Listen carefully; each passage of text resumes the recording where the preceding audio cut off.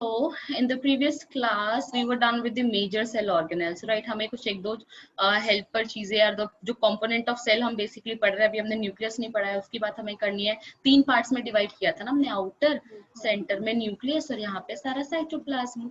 तो यहाँ पे ये सेल वॉल वाला पोर्शन हमारा हो गया है ना। साइटोप्लाज्मिक में हमने ऑर्गेनल्स की बात कर ली है, एक दो चीजें और रह गई हैं वो और हमें करनी है। फिर after that will discuss about the nucleus. So अभी हम लोग रिवाइज कर रहे हैं। हाय प्रीति, बहुत जल्दी आ गई। चलो देखो ये क्वेश्चन, तो मुझे फटाफट से चैट बॉक्स में आंसर बताओ इसके। So we have 2 more questions here. All the following sites have ribosomes except and name 2 semi-autonomous organelle. हमने सब लास्ट क्लास तक सारा डिस्कस किया है, ये तो तुम लोग बहुत इजीली आंसर कर सकते हो। So both of you gave correct answer. Mitochondria and chloroplast जो होते हैं, हमने पढ़ा था इनके पास खुद का डीएनए, ठीक है, आरएनए होता है। That's why they are semi autonomous, they have their own ribosomes for protein synthesis. So due to the presence of DNA and their own ribosomes, they are able to perform so many functions, but they are still semi autonomous because definitely they are not able to live without cell na, though they are semi automatic in nature, but still बिना cell के ये survive नहीं कर सकते हैं। So that's why हम इनको किस में कंसीडर करते हैं, सेमी ऑटोनॉमस में कंसीडर करते हैं। ठीक है, ये बात समझ में आई? चलो let's see what we have next. अब हमें आज नया टॉपिक शुरू करना है, देखते हैं। सिलिया एंड फ्लैजेला, ये हमने प्रोकैरियोट्स में भी पढ़ा था, जब हमने प्रोकैरियोटिक सेल के बारे में पढ़ा था। Then also we studied about the cilia and flagella. थोड़ी सी हेल्प कर सकते हो मेरी? If this is a cell, ठीक है, तो सिलिया क्या होगा और फ्लैजेला क्या होगा? You can use your cursor and draw. 2 बना रही हूँ मैं यहाँ पे, ठीक है। रेड वन इज फॉर हार्दिक, ठीक है, नहीं तो, and second red one, okay. This is for, नहीं नीचे बना देती हूँ प्रीति के लिए, this is for Preeti. So use your cursor, तुम लोग भी कॉपरेट कर ही सकते हो, बट डिलीट कर देना बस उसको, ठीक है। And draw cilia and flagella, because बहुत बेसिक है तो आई एम अज्यूमिंग तुम्हें थोड़ा सा आइडिया होना चाहिए। सिलिया ड्रॉ करो एंड फ्लैजेला दोनों पे, ये हार्दिक का लिए और ये प्रीति का लिए। चलो फटाफट। Preeti, which one is the flagella and which one is cilia? Okay, right, you drawed the arrow, absolutely correct. The longer one is flagella and the shorter small red color की प्रीति ने जो बनाए, they all are cilia. तो अगर मैं बस एक बहुत बेसिक सा डिफरेंस देखूं तो सिलिया बहुत छोटू छोटू से हेयर लाइक स्ट्रक्चर होते हैं and flagella is the long one, है ना। नॉर्मली लोकोमोशन एंड मूवमेंट में ये हेल्प करता है। ठीक है प्रीति, तुम्हें ये डिलीट करना पड़ेगा बिकॉज ये हर स्लाइड पे शो होगा अदरवाइज। चलो सो लेट्स, बट अभी जो हम पढ़ेंगे ना, हम इनका इंटरनल स्ट्रक्चर पढ़ेंगे। बेसिक तो हम पढ़ लेते हैं, फ्लैजेला 1 या 2 होते हैं, cilia most of them they are many number, है ना। थोड़े पतले होते हैं, फ्लैजेला मोटे होते हैं, तो वो सब डिफरेंस हमें पता है। यहाँ हम इनकी इंटरनल बात करेंगे कि what they are made up of, what exactly their composition, ठीक है। See here cilia and paramecium, हमें पता है ना जो पैरामीशियम होता है, it is a ciliated protozoa.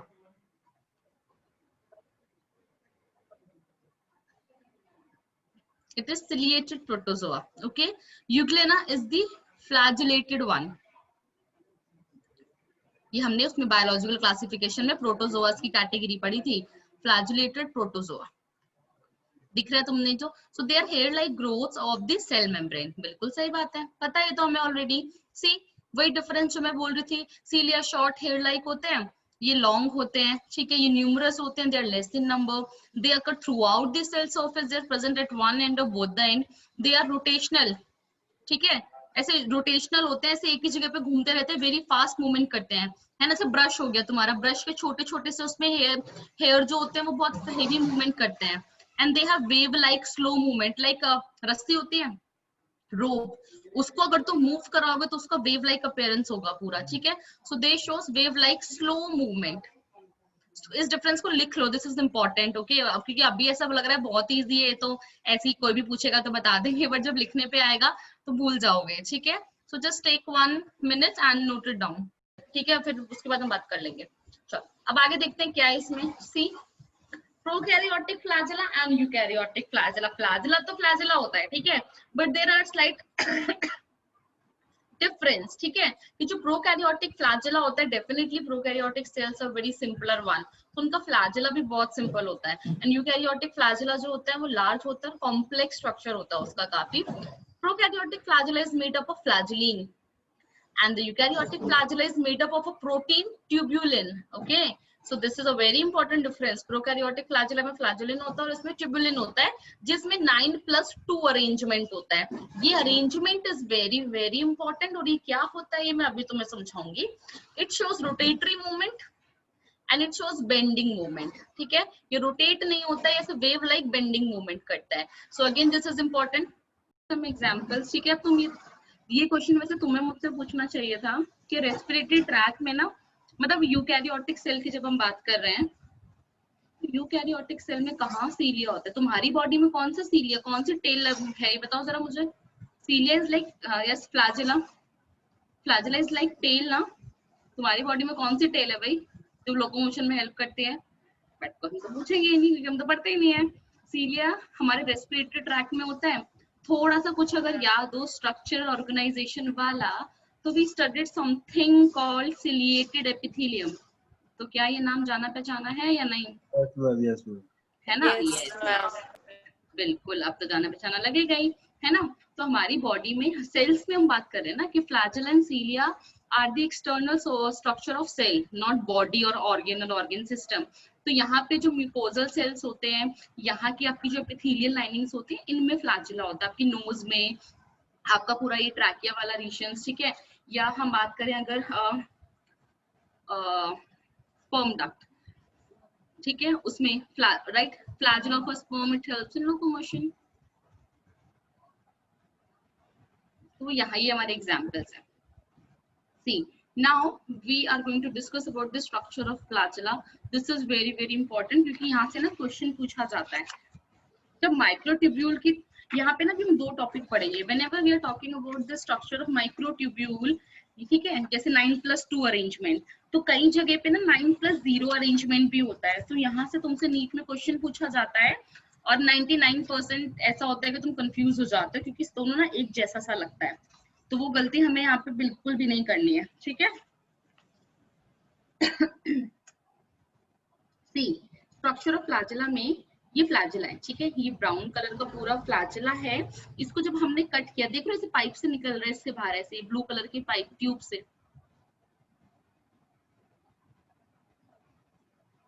है ना. इनको हम बोलते हैं माइक्रोट्यूब्यूल्स. क्या बोलते हैं? माइक्रोट्यूब्यूल्स. ये एक्सोनीम है, पूरा जो कवरिंग है this is the axoneme. Okay, तो मेन पार्ट जो होता है वो एक्सोनीम होता है, अंदर में इसकी माइक्रोट्यूब्यूल्स होते हैं और यहाँ पे इनके सेल मेम्ब्रेन. अब एक माइक्रोट्यूब्यूल को, तब ये माइक्रोट्यूब्यूल्स किस पैटर्न में अरेंज होती हैं, उस पैटर्न को ही हम बोलते हैं 9+2 अरेंजमेंट. ठीक है, तो हेडिंग डालो स्ट्रक्चर ऑफ फ्लैजेला और इसको ड्रॉ करो, मतलब सिंपल इस तरीके से बनाओ और अंदर में यहाँ पे इस करके यू कैन शो मल्टीपल ऐसे ट्यूब्स है.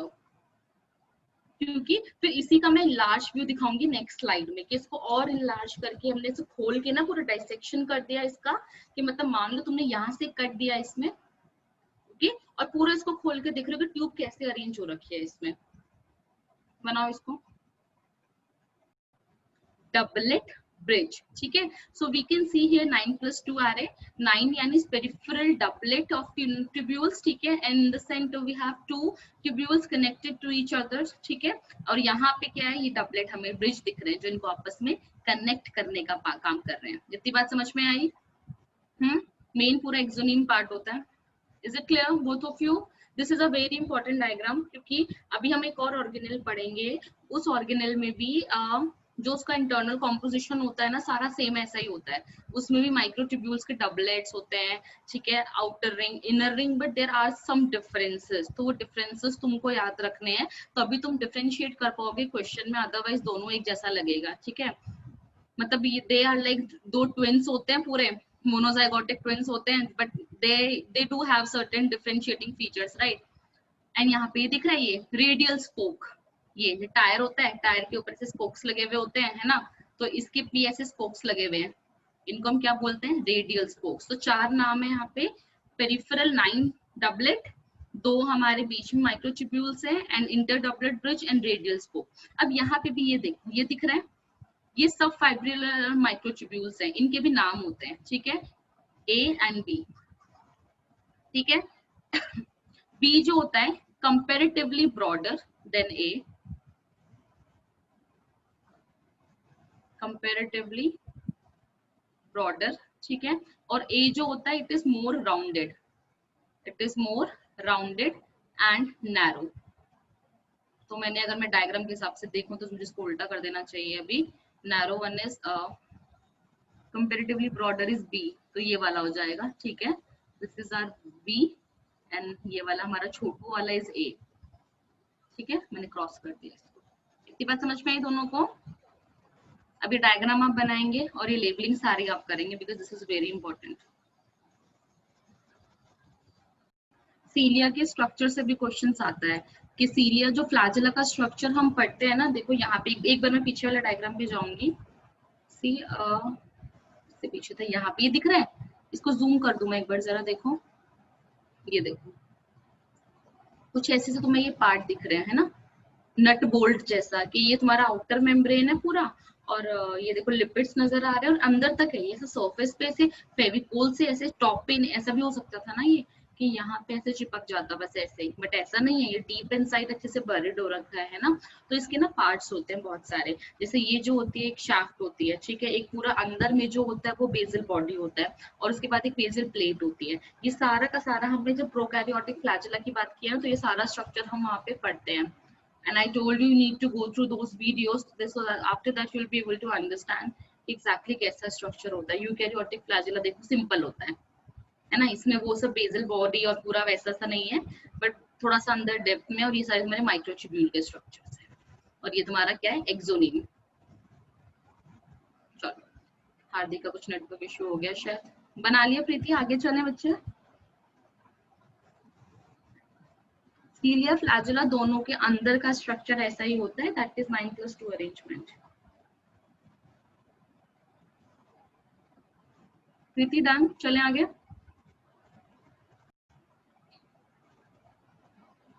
सुनाओ, अभी स्ट्रक्चर हमें समझ में आया, नॉर्मली सब में होता है, ठीक है, बट एक चीज याद रखना यहाँ से ना, एक्चुअली ये वाला क्वेश्चन बहुत इंटरमिंगल्ड है चीजें ना, हमें लगता है कि अलग अलग चैप्टर्स में अलग अलग चल रही हैं, but everything is inter related. जैसे कि यहाँ से अब वो तुम्हारा बायोलॉजिकल क्लासिफिकेशन से भी आता है ये, है ना, यहाँ पे हमसे ये क्वेश्चन पूछा जाता है कि कौन सी ऐसे ऑर्गेनिज्म है जिनके पास सीलिया या फ्लैजेला नहीं होता है ना, तो आपको पता होना चाहिए। ये प्लांट किंगडम, ये वाला चैप्टर, वो वाला बायोलॉजिकल क्लासिफिकेशन, सब में से कहीं से भी उठ के आ सकता है, वहां पे ये मेंशन नहीं होगा जीसी चैप्टर का टॉपिक है, ठीक है। तो cilia and flagella, cilia and flagella are absent in red algae. Red algae का साइंटिफिक नेम बता सकते हो?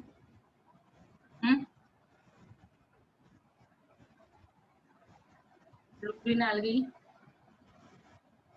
और cyanobacteria.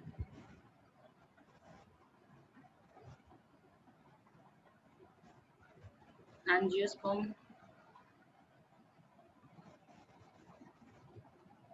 Fineness, red algae is रोडोफाइसिया।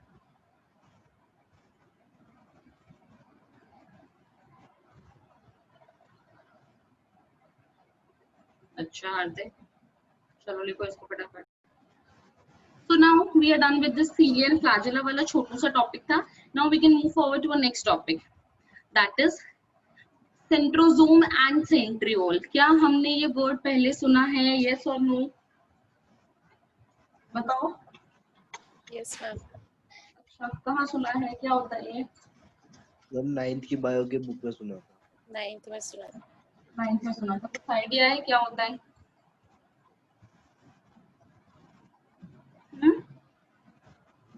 Any idea what exactly it is? No, चलो सुना सुना है ना, ये अच्छी बात है, this is an improvement for me. Centriole centrosome के अंदर दोनों सेम ही होते हैं, मतलब एक कंबाइंड स्ट्रक्चर होता है, जैसे मान लो एक लिविंग रूम है, एक तुम्हारा डाइनिंग रूम है, ठीक है, सॉरी लिविंग रूम है, एक तुम्हारा बेडरूम है, और दोनों मिला के एक हाउस हो गया। तो हाउस इज वन थिंग, अलग अलग रूम ऐसे कॉम्पोजिशंस होते हैं, ठीक है। मैंने कैसे याद किया था अपनी 9th में, अपनी 11th में, सेंट्रोजोम, सी से centrosome and centriole, and similarly C stands for cell division. कुछ याद ना रहे, कुछ भी याद ना रहे, एटलीस्ट इतना याद रखना कि C stands for cell division, ठीक है। अब देखते हैं क्या है इसमें।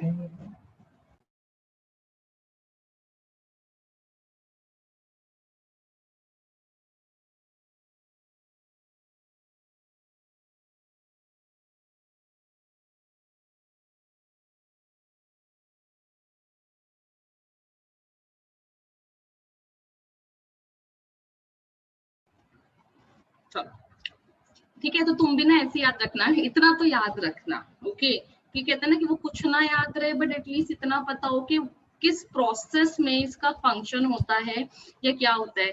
चलो मुझे कोई ऐसा ऑर्गेनल बता सकते हो जो एनिमल्स में नहीं होता है, प्लांट्स में होता है? Ma'am vacuoles. Plastids. Plastids, absolutely correct. Hardik तुमने क्या बोला?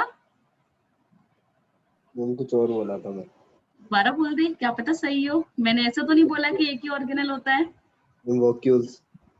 ब्रैकियोल्स बड़ा होता है छोटा होता है, इतना डिफरेंस होता है, ठीक है। तो सिमिलरली सेंट्रोजोम और सेंट्रियोल जो होता है ना, it is present only in animals. तो इस पर्टिकुलर टॉपिक का टिप जो है वो यही है कि तुम्हें दो चीजें तो याद रखनी रखनी है, उसमें कोई कंडीशन तुम्हारे पास नहीं है। It is present only in animals and it is C से centromere, centrosome, centriole, and C stands for cell division, okay. चलो अब स्ट्रक्चर देखते हैं। See this is present only in animal cells, okay. तो सेंट्रोजोम, सी सॉरी गलत, ये दिख रहा है, ये दो बंडल दिख रहे हैं। हम बचपन में वो वाली स्टोरी पढ़ते थे, यूनिटी इज स्ट्रेंथ, है ना। तो वहां पे हम वो एक कहानी पढ़ते थे ना कि गट्ठर वाली के लकड़ी के बहुत सारे आपके पास रॉड्स है और आप उनको कंबाइन कर रहे हो आपस में। तो ऐसे एक मान लो कि I have so many pens with me और मैंने उनको ऐसे कंबाइन करके एक बंडल बना लिया, ठीक है। So basically the each and every pen stands for microtubule, जो हमने पीछे पढ़ा था, छोटू छोटू से ट्यूब जैसे structure which are made up of protein fibres, okay. So this is one microtubule. ऐसे बहुत सारे माइक्रोट्यूब्यूल को आपस में कंबाइन करके मैंने एक बंडल बनाया। ऐसे मेरे पास दो बंडल्स हैं, ठीक है। उन बंडल को मेरे हाथ पे ध्यान देना, दोनों एक ऐसे है और दूसरे बंडल को मैंने इस तरीके से यहाँ पे 90 डिग्री पे रख दिया, ठीक है। तो देखो दो बंडल यहाँ नजर आ रहे हैं, बंडल 1 बंडल 2 नजर आ रहे हैं दोनों को, है ना। तो here bundle 1 is this and bundle 2 is this. तो एक इस bundle is centriole, ठीक है। one bundle is centriole, second bundle is also centriole, right? And this whole structure with two combined bundle is considered as centrosome, ठीक है। दोनों bundle जब आपस में कंबाइन हो जाते हैं तो उनको हम सेंट्रोजोम में कंसीडर करते हैं, अदरवाइज इट इज सेंट्रियोल, ठीक है। ये बात समझ में आई? See, centrosome is an organelle usually containing two cylindrical structures called centriole. तो ऐसे ना ऐसे डब्बे डब्बे से बना लो, रॉड से दो 90 डिग्री के एंगल पे उनको लेबल कर लो ताकि तुम इमेज ना भूलो। Image is very important. चले अब फंक्शंस की हम बात करते हैं कि इसका फंक्शन क्या होता है। What exactly is the function of your centriole and centrosome, ठीक है। थोड़ा सा हिंट मैंने आप दोनों को दिया कि they are responsible for what, the major function is what, बताओ क्या काम करते हैं? ये सेल डिवीजन में हेल्प करते हैं, है ना। तो अब एक एक करके हम एग्जैक्टली डिटेलिंग में पढ़ेंगे इनके ट्यूब्यूल्स कैसे होते हैं। अब जैसे पीछे हमने देखा कि ट्यूब्यूल्स का अरेंजमेंट होता है ना। तो यहाँ पे भी होता होगा। अगर मैं इसकी लेंथ की बात करूँ, डायमीटर एंड एवरीथिंग, ठीक है। तो लेंथ जो एक इसकी लेंथ, एक माइक्रोट्यूब्यूल की जो लेंथ होती है, दिस इज 500 नैनोमीटर। एग्जाम में एंगस्ट्रॉम में भी लिखा हो सकता है, ठीक है। तो 5000 एंगस्ट्रॉम हो जाएगा। इतने कन्वर्जन्स तो आई गेस आप लोग को आते हैं, फिजिक्स पढ़ रहे हो अभी ना, मैथ्स नहीं है बट फिजिक्स हमारे पास है। डायमीटर इज 150 नैनोमीटर, तो कितना हो जाएगा? 1500 एंगस्ट्रॉम हो जाएगा। Arrangement of centriole within a cell दिख रहा है, ये दो सेंट्रियोल है जो आपस में से अरेंज हो रखे हैं, है ना। एक के यानी basically they are at perpendicular with each other, 90 degree के एंगल पे एक दूसरे के साथ ये अरेंज्ड होते हैं। सबसे पहले एक साइंटिस्ट थे वॉन बेंडेन, उन्होंने इनको डिस्कवर किया था। किसने डिस्कवर किया था? Van Beneden, okay. इतनी बात समझ में आई? चलो तो हमें ये समझ में आया। See this is one centrosome and this is the arrangement of centriole in the centrosome. तो वॉन बेंडन थे जिन्होंने सबसे पहले इसको देखा था, ठीक है। सेंट्रोजोम टर्म थी, centrosome term was given by T Boveri. T Boveri scientist थे जिन्होंने ये टर्म दिया था, दैट इज सेंट्रोजोम, ठीक है। इसका मतलब सेंट्रोजोम मतलब central apparatus for centriole, centriole का सेंट्रल अपैरेटस जो होता है, ओके। उसके बाद जहाँ पे भी सेंट्रियोल होता है ना, उसके आसपास की जगह ना हमेशा अक्सर खाली होती है। ऐसा देखा गया कि उसके आसपास की जगह हमेशा अक्सर खाली होती है, मतलब वहां पे ना कोई ज्यादा सेल ऑर्गेनेल नहीं होते. The cytoplasm is very very clear. So that clear cytoplasm around centriole, वहां कोई और सेल ऑर्गेनेल नहीं होता है, इज कॉल्ड एज सेंट्रोस्फेयर. क्वेश्चन में ना कई बार क्लियर साइटोप्लाज्म की जगह ना जोन ऑफ एक्सक्लूजन भी लिखा होता है. एक्सक्लूड हो गया वो जोन, वहां पे कोई सेल ऑर्गेनेल और नहीं होगा, सिर्फ सेंट्रियोल होगा. ठीक है. सेंट्रियोल हमने देखा सिर्फ प्लांट सेल में, सॉरी एनिमल सेल में होता है, प्लांट सेल में नहीं होता है, अमीबा में नहीं होता है. But so they are present in all plant cells except amoeba. बात समझ में आई? Yes, ma'am. अब हम इसकी माइक्रोट्यूब्यूल्स की अरेंजमेंट की बात करेंगे.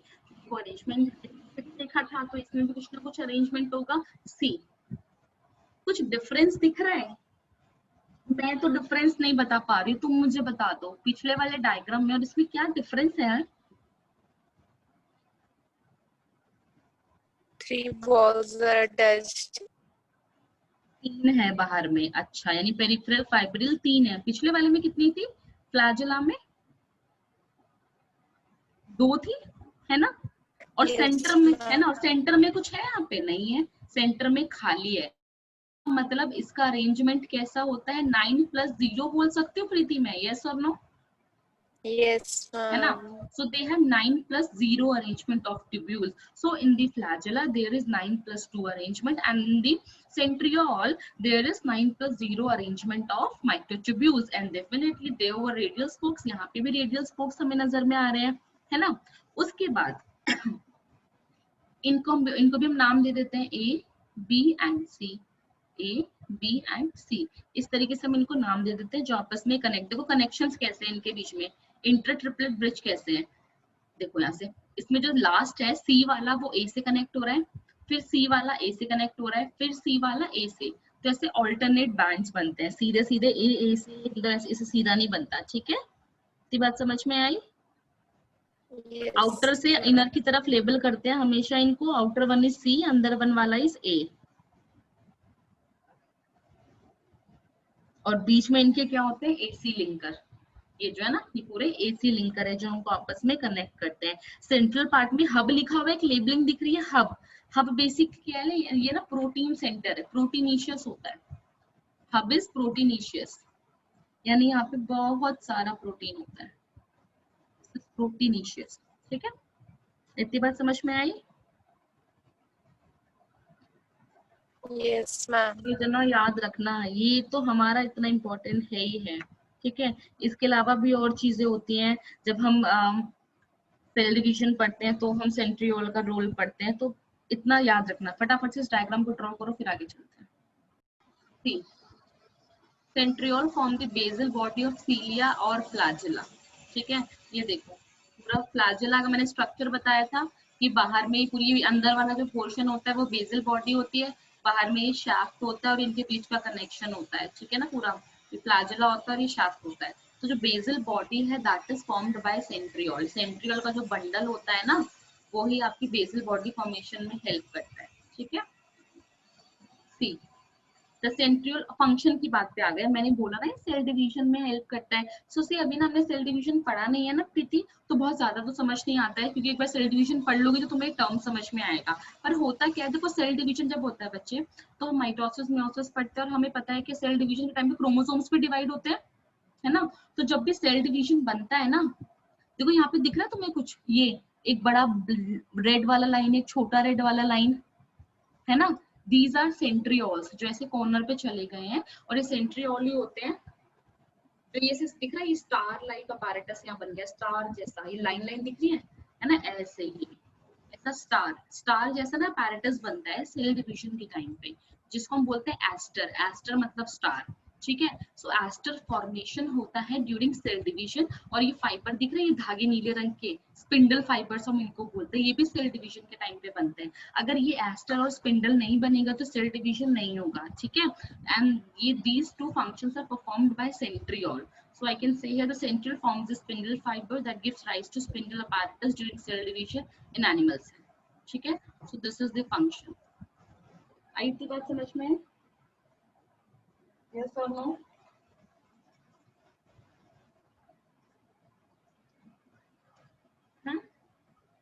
Yes, ma'am. ओके,